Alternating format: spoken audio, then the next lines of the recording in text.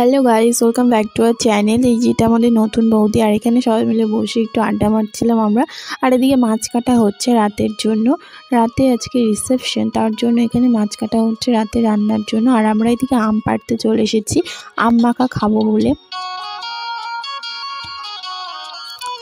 তো যে আম পেড়ে নিয়ে চলে এসেছি, ফাটিয়ে একটু খাওয়া হচ্ছে সবাই মিলে। দেখা হলো আমটা কেমন।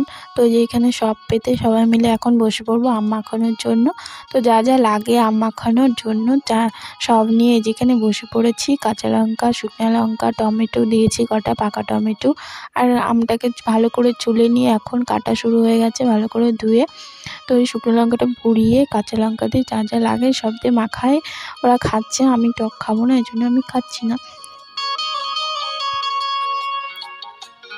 আর এই যে এদিকে নিয়ম কানুন শুরু হয়ে গেছে, মানে এদের এটা নিয়ম, আমের গাছের ডাল দিয়ে একবার করে মারছে, একবার করে বসাচ্ছে, উঠাচ্ছে, মানে এটা একটা নিয়ম ওদের। তো যাই হোক, এদিকে আমরা রাতের জন্য রিসেপশন আজকে, তো রাতের জন্য আমরা রেডি হয়ে গেছি। তো এই যে এখানে খাট সাজানো হচ্ছে, আর এদিকে মিষ্টির প্যাকেট রেডি করা হচ্ছে কন্যাযাত্রীর জন্য। এদিকে নতুন বউকে সাজাতে বসে পড়েছে।